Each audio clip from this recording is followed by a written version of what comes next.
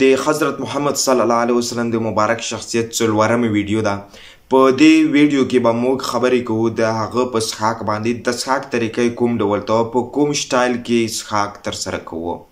نه غواړم نورې طریقې ته لاړ شم، لنډ وایم. د هر څه د مخه چې کله به هغه څښاک کوو په ښي لاس باندې یو، دوهم چې په ولاړ باندې به ولاړ ورته کېناسته به دوه، دریم بسم الله به ورته ویله درې، ورته کتل به یې یعنې په اوبو کې څه شی وینه څلور، پنځم به یې په درې سیالو څښل پنځه، شپږم قدم کې بیا الحمدلله ویله. شپږ خبرې په څښاک کې له شپږو طریقو څخه موږ استفاده کوو. ولې؟ ځکه حضرت محمد صلی الله علیه وسلم همدغه شپږ طریقې کارولې د څښاک پر مهال باندې.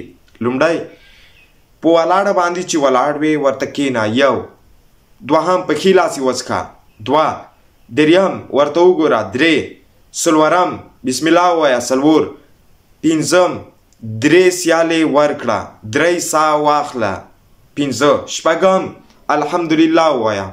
خبره ختمه. زه یو ځل ملګري ته ورغلم د کرکټ اکاډمي و، هغې ته لاړو، ملګري سره مو ولیدل، خبرې مو وکړې په څومره وخت کېږي دلته کرکټ وایي، یو کال کېږي. وروستۍ کې خبره دې ځای ته راغله، ورته مې ویلي چې په کرکټ کې څوک درته خوند درکوي، د چا شخصیت د چا سره علاقه لري. ویل چې ما په خدای دی ما ته خو د نه پوهېږم هندي لوبغاړي بومره قدمونه خوند راته راکوي. وایي کله چې بالینګ ترسره کوي دومره علاقه ورسره لرم د هغه د قدمونو سره. ولې خوند ورکوي؟ ځکه چې د هغه شخصیت په کرکټ کې خوښ دی.